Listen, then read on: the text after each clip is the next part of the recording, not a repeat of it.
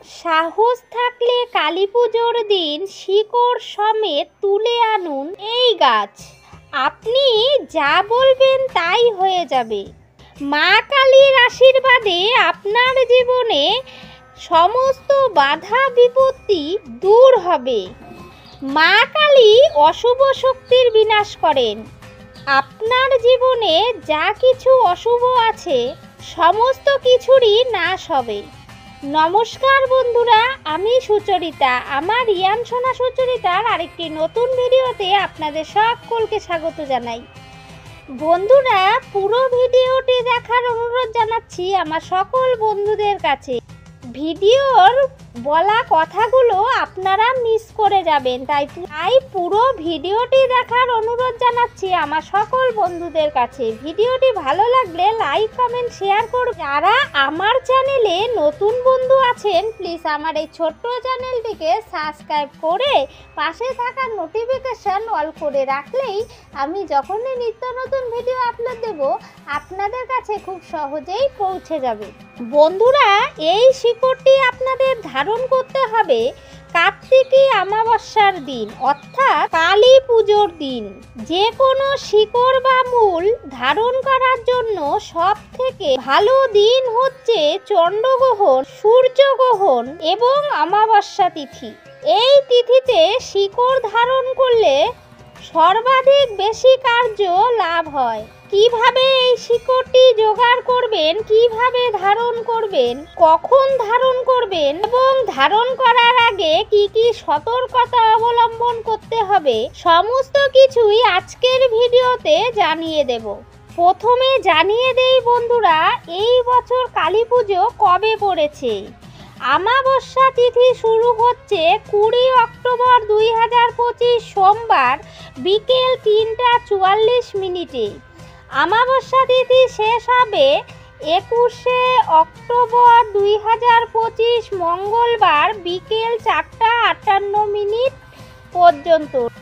অমাবস্যা তিথি লাগছে সোমবার দিন বিকেল 3টা 44 মিনিটে, তাই এই সোমবার দিনই আপনাদের শিকড়টি ধারণ করতে হবে।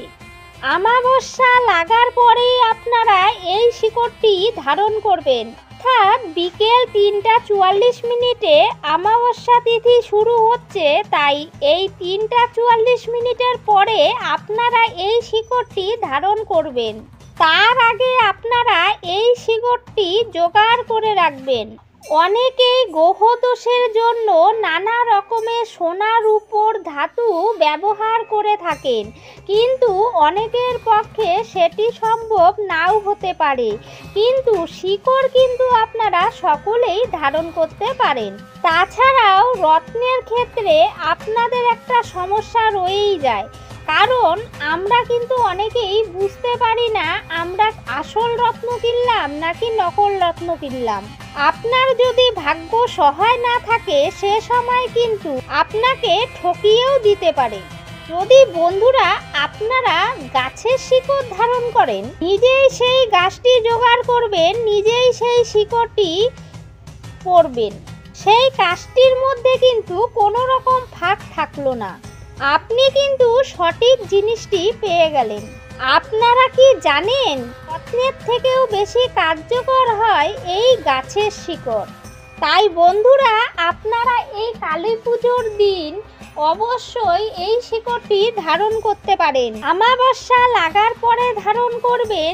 যারা মেয়েরা রয়েছেন তারা লাল শালু কাপড়ে মুড়ে সুতো দিয়ে বেঁধে বাম হাতে ধারণ করবেন এবং পুরুষেরা ডান হাতে ধারণ করবেন।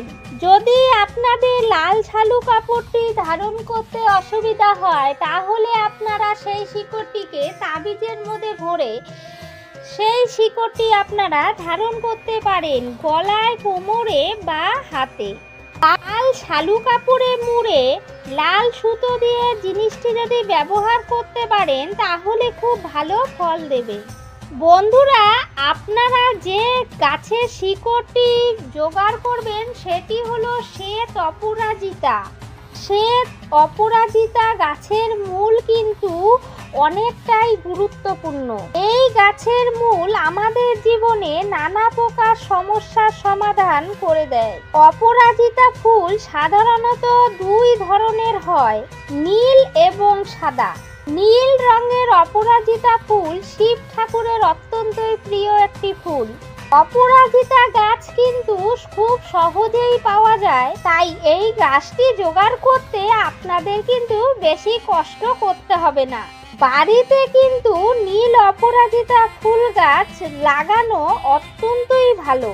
এই গাছটি যদি আপনার বাড়িতে লাগান তাহলে উত্তর পূর্ব কোণে লাগাবেন। আপনাদের যেই শিকড়টি ধারণ করতে হবে সেটি হলো শ্বেত অপরাজিতা ফুল গাছের শিকড়। কালী পুজোর দিন সকাল সকাল আপনারা ঘুম থেকে উঠবেন, আপনারা চেষ্টা করবেন সূর্যোদয়ের আগেই সেই গাছটির শিকড় তুলে আনার। এক টানেই তুলতে হবে সেই শিকড়টি। পুরো গাছটি আপনারা নষ্ট করবেন না, একটু সামান্য 1 ইঞ্চি পরিমাণে কেটে নেবেন।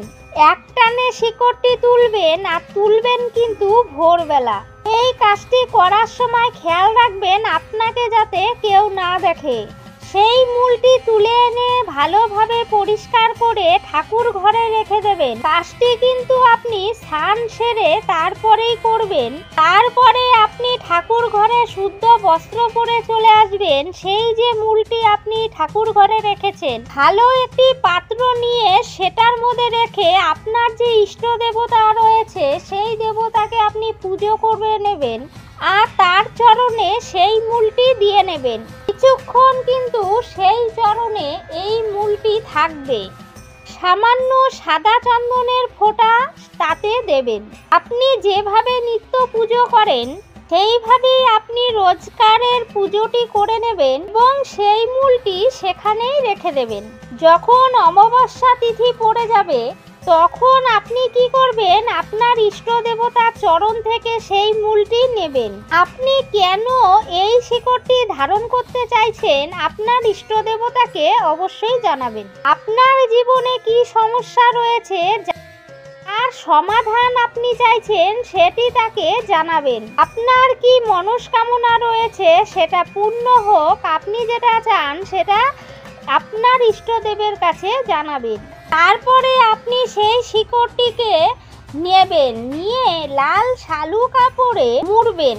তারপরে আপনি সেটিকে লাল সুতো দিয়ে বেঁধে ধারণ করবেন। আপনারা যখন শিকড়টিকে কাটবেন বা আপনি যখন শিকড়টি ধারণ করবেন তখন একটি মন্ত্র আপনাদের বলতে হবে। মন্ত্রটি হচ্ছে ওম অপরাজিতায় নমঃ।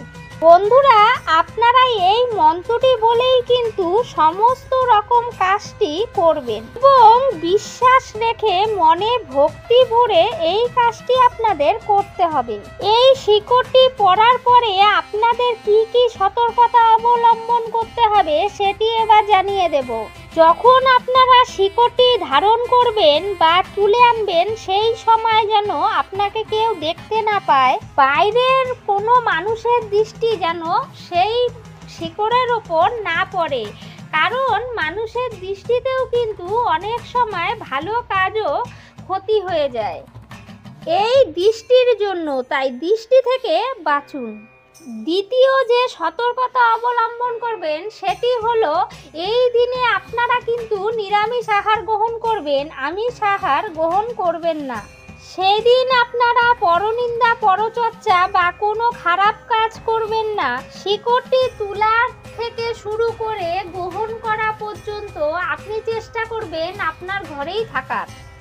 এই অমাবস্যা তিথিতে চুল দাড়ি নখ কাটতে নেই। এই দিন কিন্তু আপনারা শিকড়টি ধারণ করছেন তাই চুল দাড়ি নখ কাটবেন না। বাড়িতে কোনো রকম আমিষ জাতীয় খাবার ঢোকাবেন না। এই দিন যদি আপনার বাড়িতে কোনো রকম পশু পাখি আসে তাদের কিন্তু খাবার জল অবশ্যই দেবেন।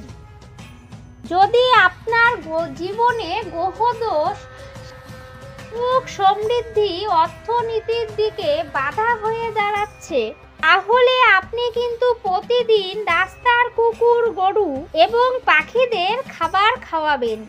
এতেও কিন্তু গ্রহদোষ শান্ত হয়। আপনি কিন্তু প্রতিদিন রাস্তার কুকুর বা গরুকে রুটি খাওয়াতে পারেন। পাখিদের জন্য চারা এবং জলের ব্যবস্থা রাখতে পারেন।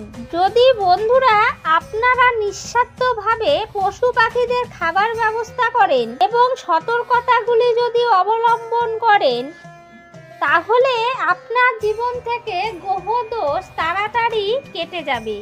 ভিডিওটি আমার এই পর্যন্তই বন্ধুরা। ভিডিওটি ভালো লাগলে লাইক কমেন্ট শেয়ার করবেন।